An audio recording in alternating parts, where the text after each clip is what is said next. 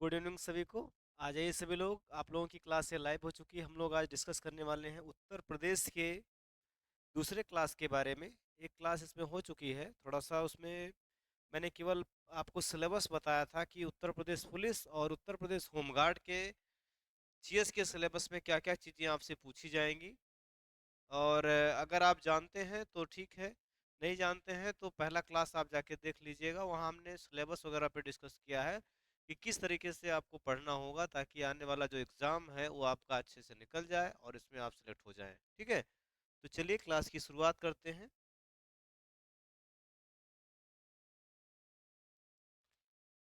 आज जो है ये सेकेंड क्लास है। थोड़ा सा मैं प्रीवियस क्लास को रिवीजन करके फिर यहाँ पे आता हूँ। प्रीवियस क्लास में हम लोगों ने पढ़ा हुआ था कि उत्तर प्रदेश का सामान्य परिचय, उत्तर प्रदेश का परिचय हम लोगों ने पढ़ा हुआ था कि उत्तर प्रदेश जो है ये है कहाँ पर। तो देख लीजिए, यहीं पर देख लीजिए, ये अपना उत्तर प्रदेश है। उत्तर प्रदेश जो है इसका अगर आकार पूछा जाएगा तो इसका आकार किस तरीके से है, तो आप कहोगे सर इसका आकार है लंबवत। इसका आकार कैसा है? लंबवत है। आयताकार में ये उत्तर प्रदेश अपना दिखता है। ठीक है ना। इसके सबसे पूर्वी जिले की बात करें तो इधर पूर्व दिशा है, इधर पश्चिम है, इधर उत्तर है और इधर दक्षिण है। पूर्व में है बलिया, पश्चिम में है शामली, उत्तर में है सहारनपुर और दक्षिण में कौन सा जिला है? सोनभद्र। ठीक है।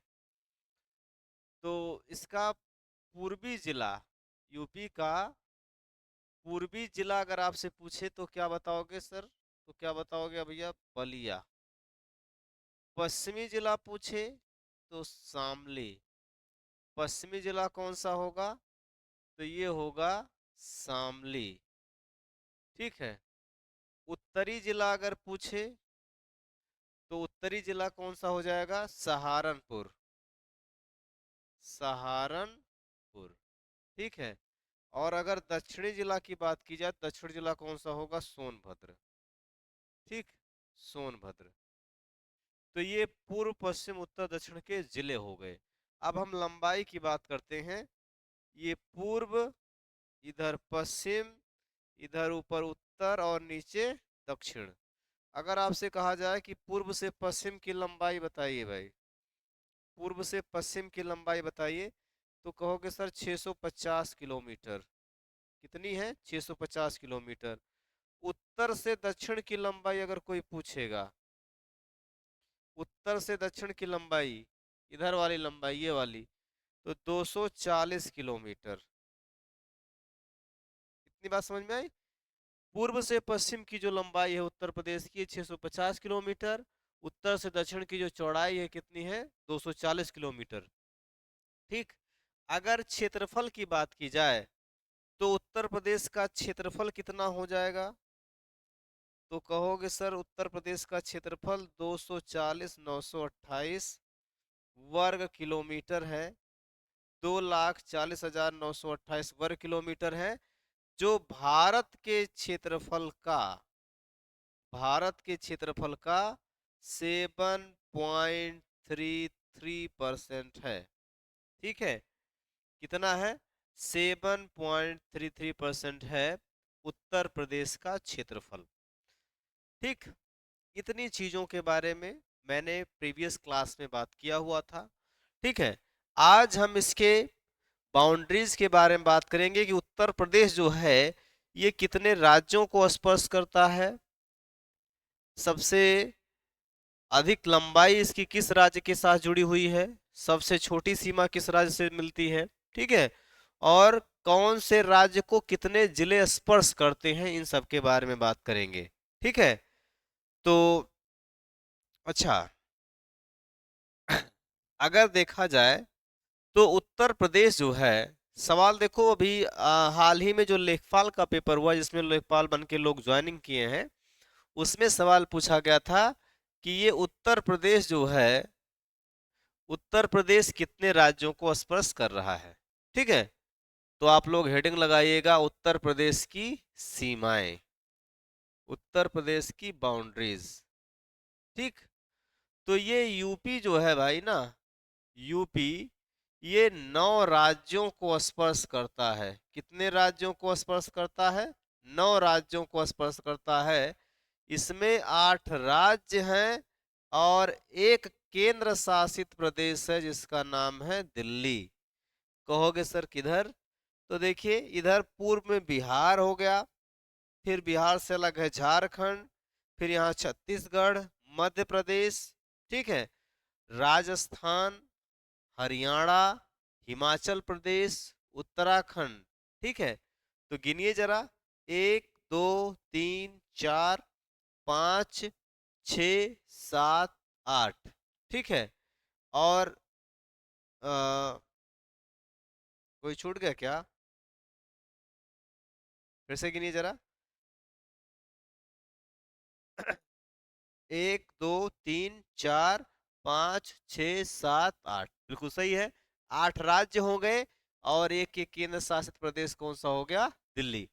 तो उत्तर प्रदेश की सीमाएं अगर आपसे पूछेगा, अपना दिमाग मत लगाइएगा कि हाँ सर 8 राज्य हैं और एक केंद्र शासित प्रदेश है। केंद्र शासित प्रदेश भी राज्य ही होता है। और उत्तर प्रदेश भारत का ऐसा राज्य है जो सबसे ज्यादा राज्यों के साथ बाउंड्री साझा करता है, सीमा साझा करता है। और वो कितने हैं? 9 राज्य हैं। कौन कौन से हैं? तो यहाँ जान लीजिए, बिहार है, बिहार, बिहार से अलग हुआ झारखंड, झारखंड के बाद छत्तीसगढ़, छत्तीसगढ़, ठीक है। छत्तीसगढ़ के बाद जो है मध्य प्रदेश, एमपी, मध्य प्रदेश हो गया, ठीक है। मध्य प्रदेश के बाद राजस्थान, राजस्थान के बाद हरियाणा, कौन सा हो जाएगा? हरियाणा, हरियाणा के बाद अ, हिमाचल प्रदेश, फिर उत्तराखंड, हिमाचल प्रदेश, फिर आ जाएगा उत्तराखंड। और इसके साथ ही एक केंद्र शासित प्रदेश आ जाएगा जिसका नाम क्या है? दिल्ली, ठीक। कौन सा है? दिल्ली। इन सब के अलावा उत्तर प्रदेश की एक अंतरराष्ट्रीय सीमा भी है, जो किस देश के साथ जुड़ी हुई है? जो नेपाल देश के साथ जुड़ी हुई है, ठीक है। आई बात समझ में? चलिए, अब आपसे सवाल ये पूछेगा कि बिहार को स्पर्श करने वाले कितने जिले हैं उत्तर प्रदेश के? तो उत्तर प्रदेश के जो है 7 जिले, कितने जिले? 7 जिले जो है बिहार को स्पर्श करते हैं। आप गिन लीजिए, महाराजगंज, कुशीनगर, देवरिया, बलिया, गाजीपुर, चंदौली और सोनभद्र। तो 1 2 3 4 5 6 7, कितने हो जाते हैं भाई? 7 हो जाते हैं। झारखंड को स्पर्श करने वाला केवल एक जिला है जिसका नाम क्या है? सोनभद्र है। छत्तीसगढ़ को स्पर्श करने वाला भी एक जिला है जिसका नाम क्या है? सोनभद्र है। मध्य प्रदेश को उत्तर प्रदेश से कितने जिले स्पर्श करते हैं? तो देखो भाई, सोनभद्र है, मिर्जापुर, प्रयागराज, चित्रकूट, बांदा, महोबा, ललितपुर, झांसी, जालौन, इटावा और आगरा। तो 1 2 3 4 5 6 7 8 9 10 और 11, याद रखिएगा 11 जिले। जबकि अगर मध्य प्रदेश से पूछे तो मध्य प्रदेश के 13 जिले इसको स्पर्श करते हैं, ठीक है। तो मध्य प्रदेश जो है ये सबसे लंबी सीमा साझा करता है उत्तर प्रदेश के साथ। और उत्तर प्रदेश के 11 जिले इसको स्पर्श करते हैं, मध्य प्रदेश को। राजस्थान को स्पर्श करने वाले जिलों की संख्या 2 है, मथुरा और आगरा, ठीक है। मथुरा और आगरा 2 जिले स्पर्श करते हैं, ऊपर मथुरा और नीचे आगरा। मैप देखना इसलिए भी जरूरी है, जैसे कभी कभी सवाल हमने देखा हुआ पूछागा कि जैसे बिहार को स्पर्श करने वाला उत्तरी जिला कौन सा? तो जैसे मान लीजिए आपने याद कर लिया, बड़ी हिम्मत करे और आपने याद कर लिया कि हाँ भैया 7 जिले स्पर्श करते हैं।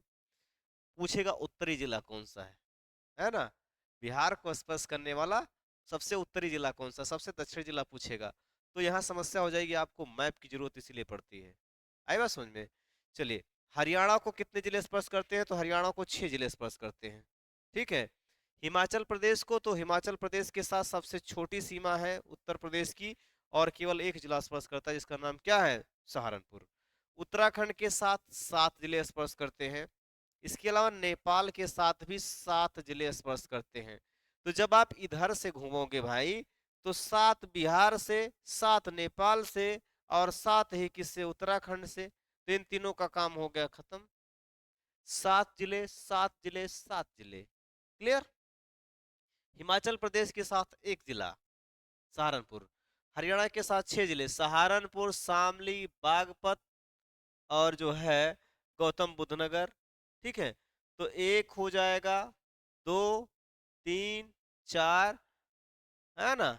और यहाँ जो है गाजियाबाद भी है, और अलीगढ़, सॉरी, मथुरा भी है, अलीगढ़ भी है, गौतम बुद्ध नगर, बागपत, शामली और सहारनपुर।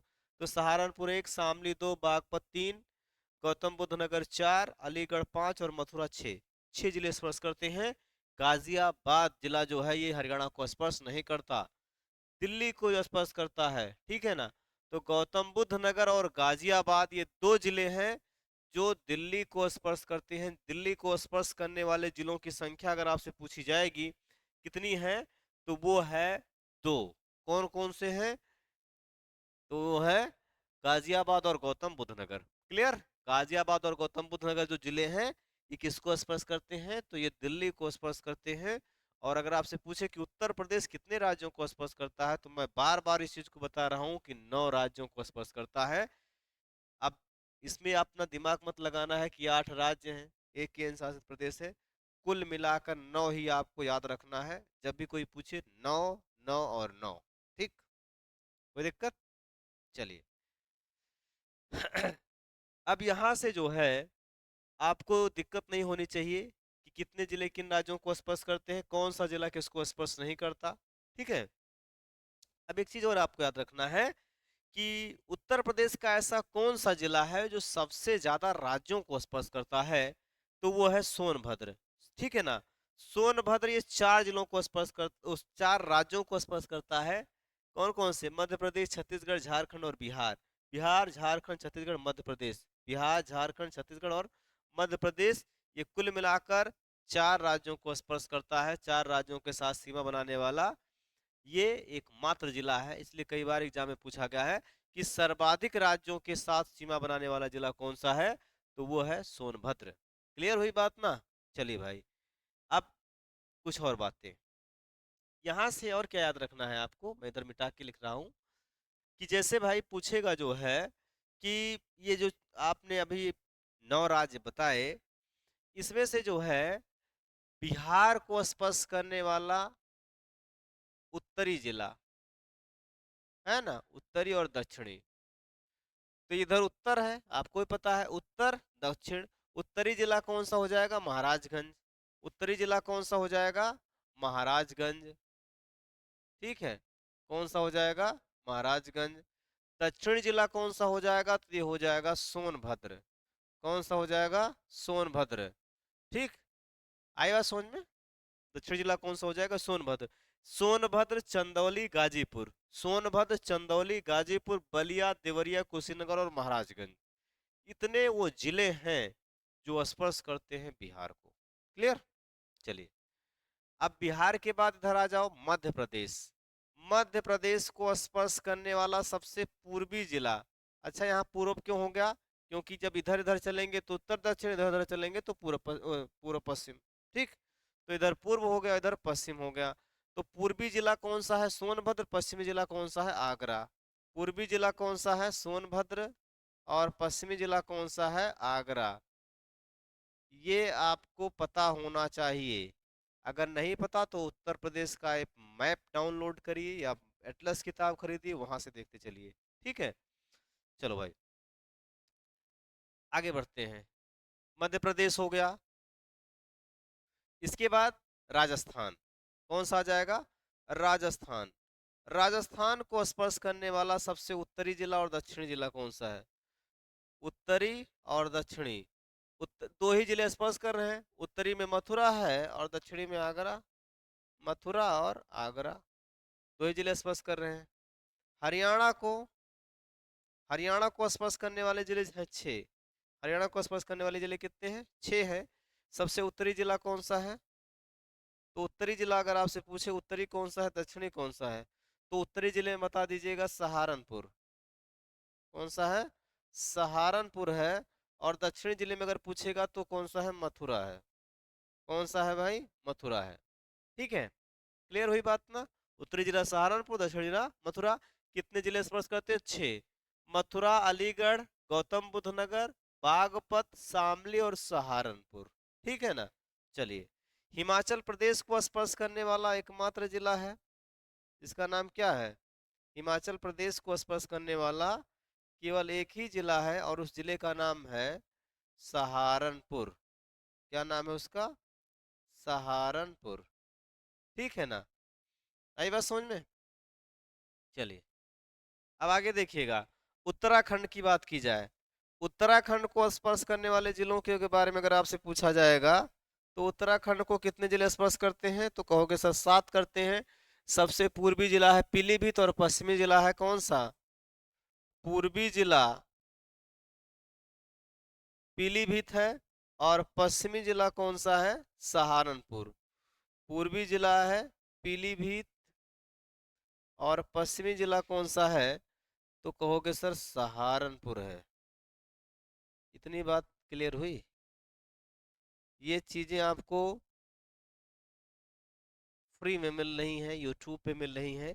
इसको ज़्यादा से ज़्यादा लोगों तक शेयर करिए, है ना, ताकि और भी लोग इसका लाभ पा सकें।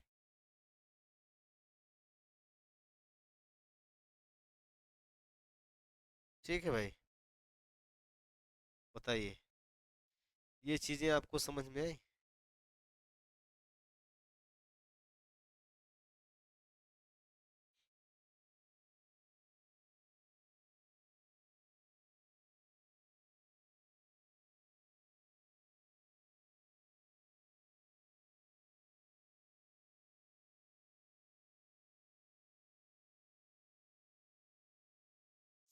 बताइए भाई।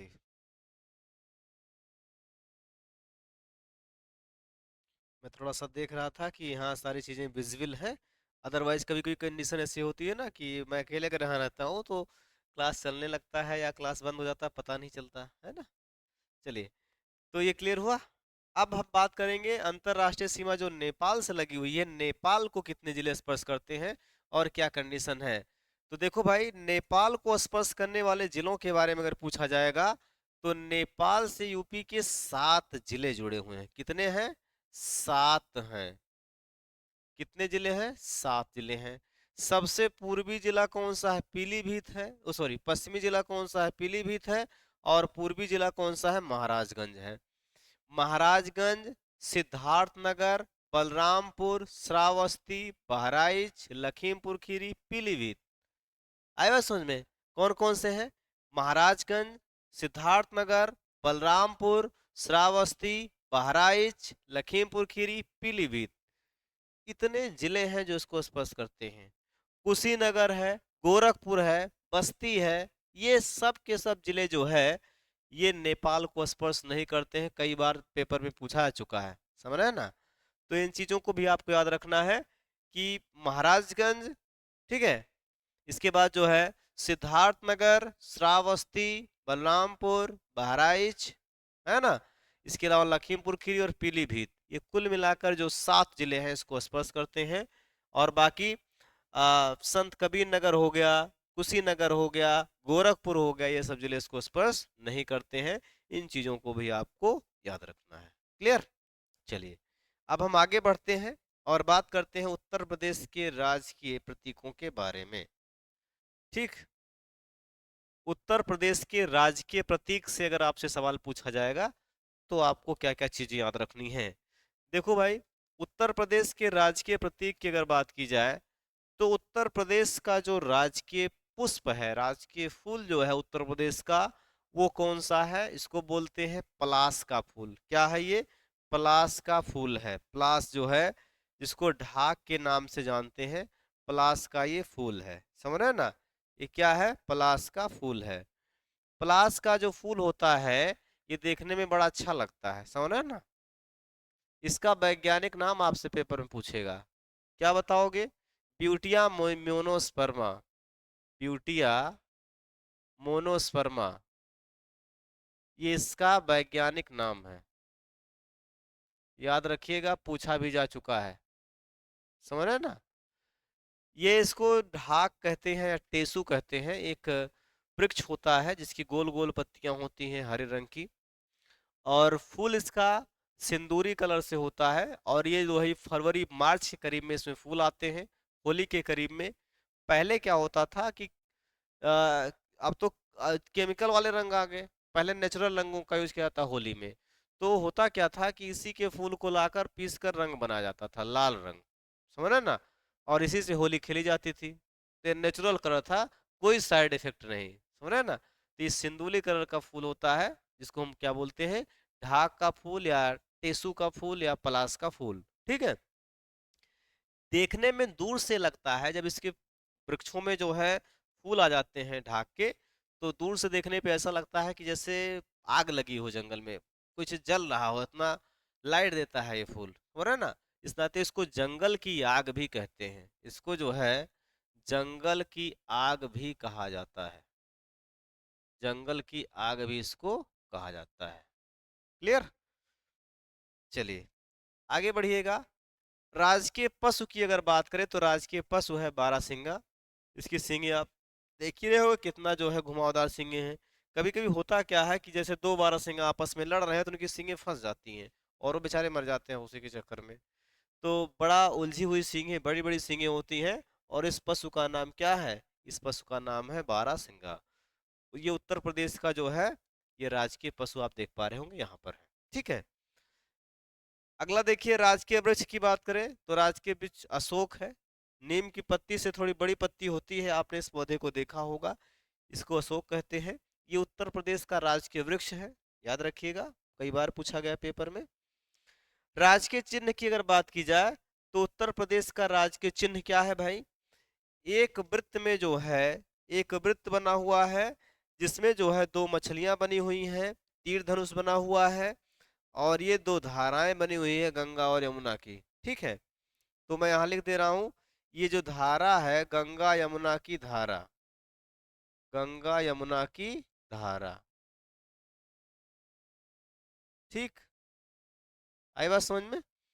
और ये जो मछलियां बनी हुई हैं, ये मछली जो है ये कहाँ से ली गई है, तो ये रूमी दरवाजे से ली गई है। लखनऊ पे है इमाम बाड़े में रूमी दरवाजा, वहां दरवाजे पे बना हुआ है मछली, ये चित्र आप देखिएगा वहां पर। ये मछलियां कहाँ से ली गई हैं, रूमी दरवाजे से। रूमी दरवाजे का निर्माण जो है, जिसने इमाम बाड़े का निर्माण करवाया, उसी ने इसका भी निर्माण कराया होगा। ठीक है, आसफुद्दौला ने, मुहर्रम मनाने के लिए। और ये जो तीर धनुष है, तीर धनुष, तीर धनुष जो है ये भगवान राम का प्रतीक है, भगवान राम का प्रतीक।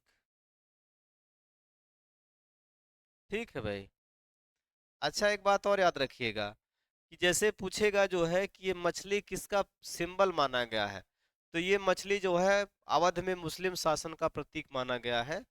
ये मछली जो है अवध में मुस्लिम शासन का प्रतीक, अवध में मुस्लिम शासन का प्रतीक माना गया है। अवध में मुस्लिम शासन का प्रतीक किसको माना गया है, तो ये माना गया है आपका इसका मछलियों को। ठीक है। बाकी ये जो डार्क कलर से बना हुआ है, ये गंगा यमुना की धाराएं हैं, जाके मिल जा रही, संगम बना रही। ठीक। इसके अलावा आपको क्या और याद रखना है, उत्तर प्रदेश की राजकीय भाषा क्या है। ठीक, इसको हम छोटा कर देते हैं, थोड़ा सा ऊपर कर देते हैं। उत्तर प्रदेश की राजकीय भाषा, राजकीय भाषा मतलब ऑफिशियल लैंग्वेज। तो राजकीय भाषा यहाँ पे दो हैं, ठीक है ना। कौन कौन सी हैं, एक तो है हिंदी, और दूसरी कौन सी है, दूसरी है उर्दू।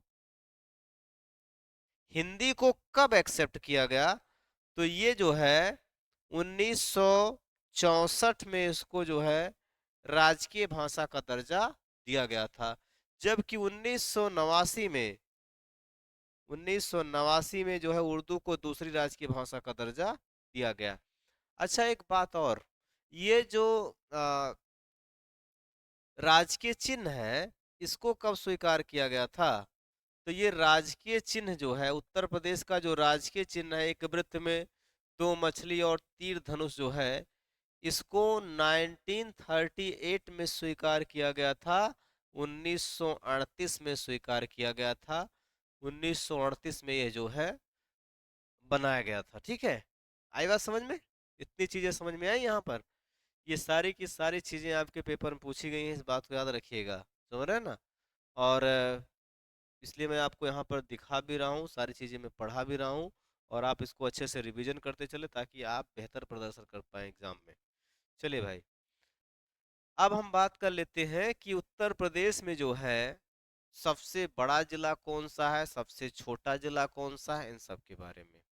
ठीक, तो देखो भाई, यूपी में जिले कितने हैं पूरे, इसके बारे में भी आगे हम बात करेंगे। उत्तर प्रदेश के प्रशासनिक तंत्र में इनके बारे में डिटेल में बात की जाएगी। तो जिले कुल मिलाकर हैं 75, 75 जिले हैं। ठीक है ना? कितने जिले हैं? 75 जिले हैं। अब क्षेत्रफल के अनुसार बड़ा और छोटा, है ना? क्षेत्रफल में बड़ा जिला, क्षेत्रफल में एरिया में जो है बड़ा जिला कौन सा है, छोटा जिला कौन सा है, इसके बारे में बात करते हैं। तो अगर बड़े जिलों की बात की जाए तो नंबर 1 पर है लखीमपुर खीरी। लखीमपुर खीरी। दूसरे नंबर पर आता है सोनभद्र। तीसरे नंबर पर आता है हमीरपुर। ठीक। और क्षेत्रफल में छोटे जिलों की अगर बात की जाए, क्षेत्रफल में छोटे जिले कौन से हैं, छोटे मतलब क्षेत्रफल के जिनका क्षेत्रफल सबसे कम है उसको नंबर 1 पर रखेंगे। तो नंबर 1 पर है हापुड़, सबसे छोटा जिला। नंबर 2 पर है भदोही, हापुड़ से थोड़ा सा बड़ा है।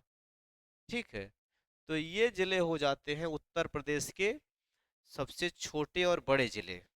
ठीक। अब एक बात और आपको याद रखनी है कि जैसे पूछता है कि भिन्न जिला मुख्यालय वाले जिले कौन से हैं उत्तर प्रदेश के, इसके बारे में। तो देखो भाई, भिन्न जिला मुख्यालय वाले जिलों की अगर बात की जाए तो भिन्न जिला मुख्यालय वाले जिले कौन से हो जाएंगे? भिन्न जिला मुख्यालय वाले जिले। तो भिन्न जिला मुख्यालय वाले जिलों की बात की जाए तो ऐसे जो है बहुत सारे जिले हैं जिनके जिला मुख्यालय अलग अलग। ठीक है ना?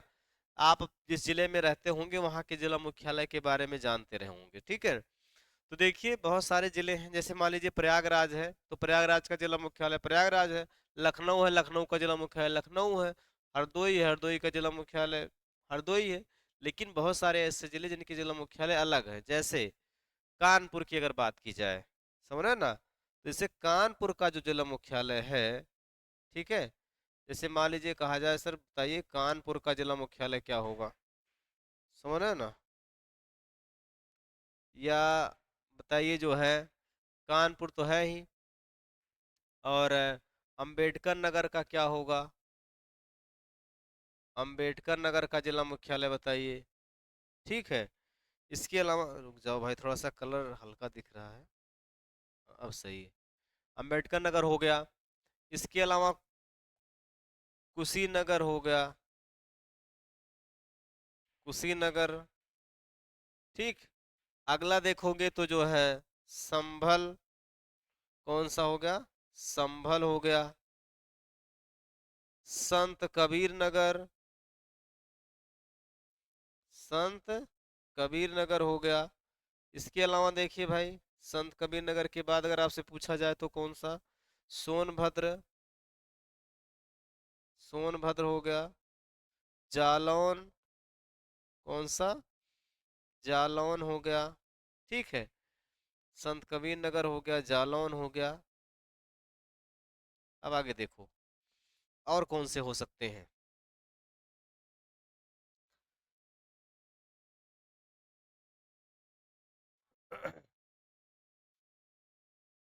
इसको थोड़ा सा छोटा कर दिया जाए ना। गौतम बुद्ध नगर,